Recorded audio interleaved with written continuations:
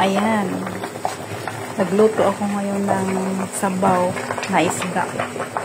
Ito ang pinaka-favorite ko sa lahat ng ulam. Yung fish, wala talaga akong walang kaumay-umay. Ayan.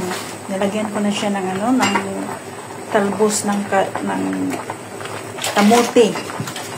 O, ayan. Yung halo ko dyan ay luya, tomato, onion, string onion, may sikwa, kalabasa. So, ayan guys. Talbos ng kamote. Yung aking fish at of soup. course, syempre isda. Ayan. Ulo ang hinalo ko. Kamote. Kasi masarap Talbos yung ng kamote. Ayan. O, diba? Tapos lagyan ko siya ng konting asin. Wala kasi akong dito sa umaga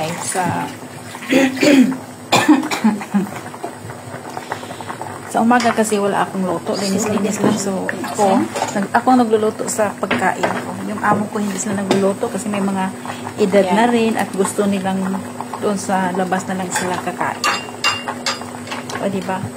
Pag mayroong mga bata, siyempre kailangan talagang paglutuan mo, pero wala na yung mga matanda na kasi ito parang na silang nanay at tatay ko yung edad nila. So, For tomorrow na ito. inuwin ko na rin silang magulang.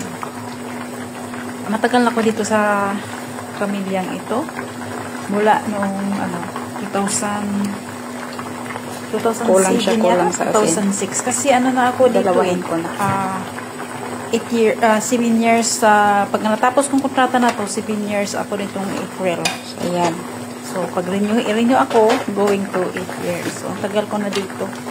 Marami nang nagbabago ang buhay. So, okay. Maraming salamat. Like and subscribe. Please.